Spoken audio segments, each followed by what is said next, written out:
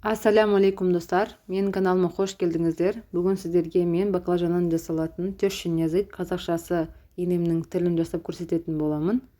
Менің каналыма тіркеліп, лайктарыңызды басып, комментарий қалдырып, мені қолдай отырыңыздар.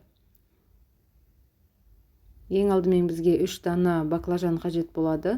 Баклажандарымызды жақсылап жуып, 1 сантиметр көлеміндей барлық баклажандарымызды видеодағыдай турап шығамыз.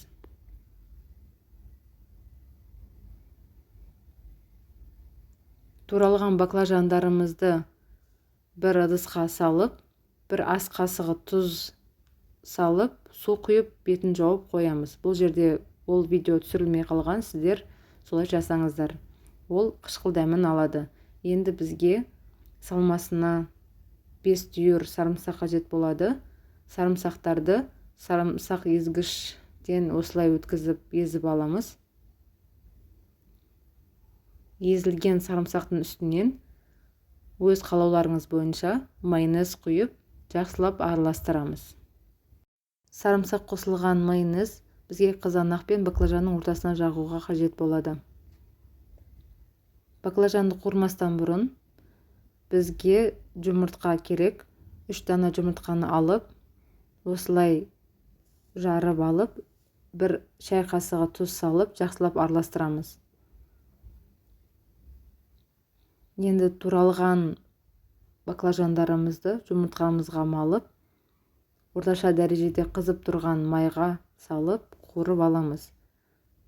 Майларыңыз өте қатты қызып кетпесін, өйткені баклажанымыз күйіп кетуі мүмкін. Осылай келесі бетін аударып, 2 бетін қуырып аламыз.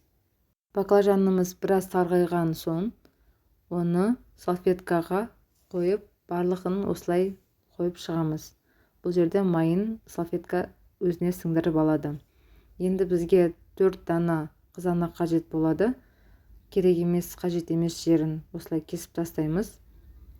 Қызанағымызды дөңгелетіп, осылай турап аламыз. Қызанақ бізге баклажанның ортасына қоюға қажет болады. Дайын болған баклажандарымызды бос бір табаққа орналастырып, сарымсақ қосылған майонезді жеке-жеке осылай үстінен жағып шығамыз. Жағып шыққан соң үстінен дөңгелетіп етіп туралған қызанағымызды қойып шығамыз. Қызанақты қояр кезде байқап қойыңыздар, әйтпесем жағылған майонезіміз сыртқа шығып кетуі мүмкін. Қалың әлде жұқа етіп жағу өздеріңіздің еріктеріңізде. Енді жағылған майонездің үстінен баклажанымызды қойып шығамыз. Мінекей достар, біздің тещин язык енемнің тілі іске басары дайын. Дәмі өте керемет, ерекше тағамдардың бірі.